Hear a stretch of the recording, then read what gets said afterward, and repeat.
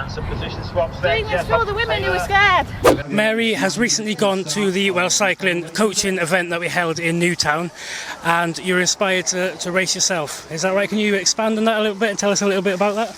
Yes, I became aware that there aren't that many women in the sport, and having a daughter myself, I felt that I should try and put my money where my mouth is and show that you don't have to be good to race. It's just a bit of exercise, as Susie told me. Awesome. And you were convinced today to race by Susie Warren, who is on the Welsh Cycling Board. What did she tell you to convince you at the end of the day? What was the big push? She just told me she comes for exercise. So as all the family are racing today, I thought, well, I can't let the side down. I've got to do my best. Amazing. And is this your daughter doing cartwheels behind This is my daughter.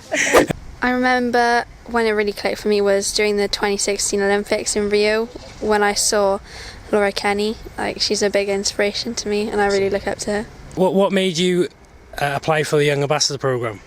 I think I just really wanted to be like a role model for young girls, especially in cycling, because you don't see a lot of girls in the sport, so I wanted to show that you can do it.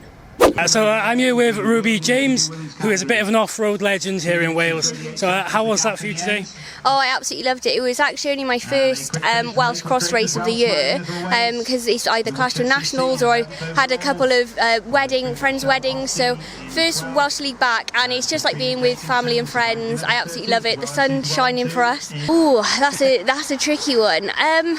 I think it's just creating opportunities and creating the space for, especially for women to come here. Yesterday we had an RSR for the up and coming kind of youth and junior riders, and there was loads of girls and female representatives, which was so nice to see. So we know we've got it coming up through the ranks, but it'd be so nice to kind of get other women involved as well. I roped my mum into doing cyclocross races, and she's doing cross training, and she comes across the occasional race and she absolutely loves it. It's the community, the camaraderie. They've even got a chip van here today, so you get a nice reward afterwards. It's just everyone here today. I was just racing around, and me and Charlotte were cheering each other on, me and Liz.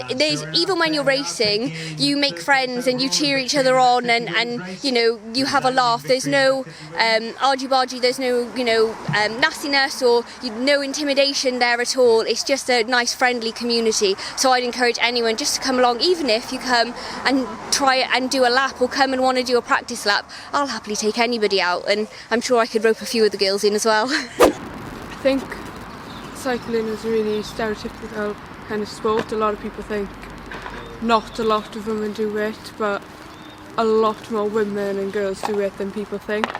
It's just because it's not as popular, when I think that it should be, because it's just as good as men's cycling. The Women's Tour de France, Tour of Britain for the women, it's just as competitive and as good as the men's.